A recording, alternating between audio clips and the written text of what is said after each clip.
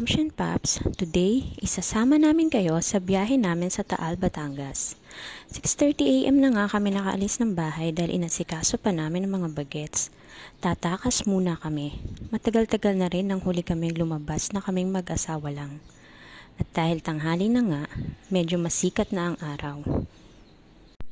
At heto na nga at nadaanan na namin ang coffee capital of the Philippines, ang Amadeo, Cavite.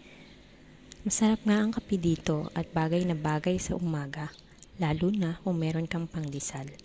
At dahil summer ngayon ay napakainit, pero iba pa din talaga ang lamig ng hangin sa Tagaytay. Napakalamig, kaya nga marami ang mga nagbabike dito tuwing umaga. 9:30 AM nga ay nakarating na kami dito sa Taal. At dahil maaga pa ay wala pa nga masyadong tao.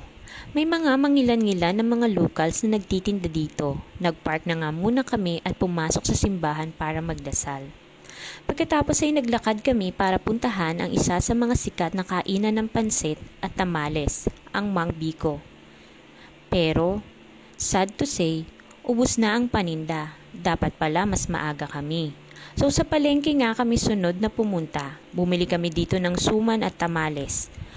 May mga tinda nga rin sila ditong mga pampasalubong tulad ng panotsa, mukhayo at kaping barako. At syempre, di namin palalagpasin ang tapang Taal. 350 per kilo nga ang tapa dito at ayan, nagbayad na si Mister. May sealed nga ang plastic nila dito, tamang-tama ito, medyo matapang din kasi ang amoy ng tapa. Pabalik na kami sa simbahan, heto ang aming mga nabili. At heto na nga ang mga butchi-butchi. May 50 pesos at meron ding 100 pesos. Itatry na din namin ang isa sa mga famous na kainan ng lomi dito sa Batangas, ang AA Lomi. Nakita ko nga lang din to sa isa sa mga vlogger. At ayan, nagpark muna ang aking asawa.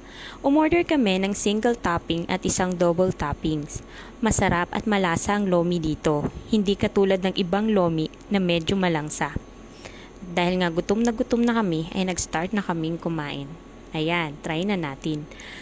Maraming mga locals nga ang kumakain dito. Mga pamilya, magbabarkada. At maganda yung lugar, talaga namang heritage house.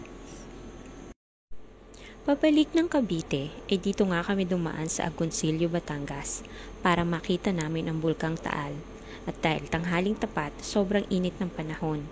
Pero hindi namin pinalagpas ang pagkakataon na ito para makita ng malapitan ang Taal.